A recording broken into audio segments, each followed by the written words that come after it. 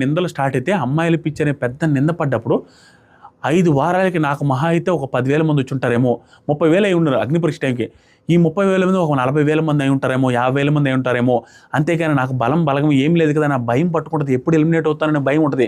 ఇదన్నీ మనసులో పెట్టుకొని తప్పైన రైట్ అయినా జనాల ముందు మొఖమాటం లేకుండా అనాలి అంటే మన ముందు పడ్డ నిందలన్నీ గుర్తొస్తుంటాయి.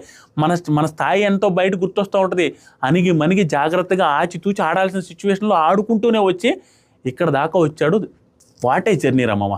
నెగిటివ్స్ ఉన్నాయి, పాజిటివ్స్ ఉన్నాయి, అన్నీ ఉన్నాయి. కానీ ఒక కామనర్, ప్యూర్ కామనర్ ఈ స్థాయికి వచ్చి ఫస్ట్ ఫైనలిస్ట్ ఏంటంటే దట్స్ బిగ్ బాస్ తెలుగులో ఈ పేరు చాలా రోజులు నిలబడిపోతుంది. చూడండి ఏ రకంగా అంటే ఒక ప్యూర్ కామనర్ వచ్చి ఇంత సాధించాడు అనేది ఖచ్చితంగా నిలబడద్ది. మీరు అవునంటారా కాదంటారా మీ వర్షన్ కామెంట్ చేయండి.